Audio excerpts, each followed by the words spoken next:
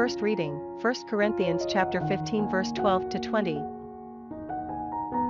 Now if Christ is proclaimed as raised from the dead, how can some of you be saying that there is no resurrection of the dead? If there is no resurrection of the dead, then Christ cannot have been raised either. And if Christ has not been raised, then our preaching is without substance, and so is your faith.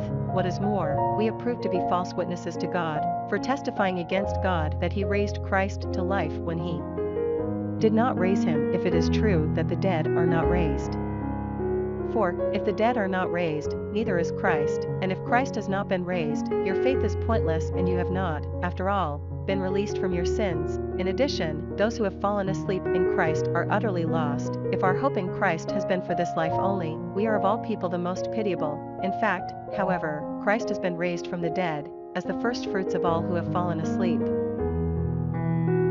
Responsorial Psalm, Psalms chapter 17 verse 1, 6-7, 8, 15.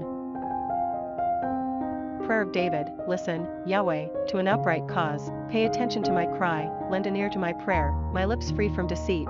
I call upon you, God, for you answer me. Turn your ear to me, hear what I say, show the evidence of your faithful love, Savior of those who hope in your strength against attack, guard me as the pupil of an eye, shelter me in the shadow of your wings, but I in my uprightness will see your face, and when I awake I shall be filled with the vision of you.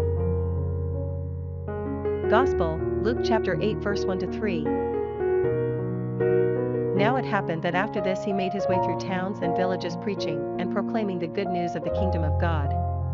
With him went the 12, as well as certain women who had been cured of evil spirits and ailments, Mary surnamed the Magdalene, from whom 7 demons had gone out, Joanna the wife of Herod's steward Chuza, Susanna, and many others who provided for them out of their own resources.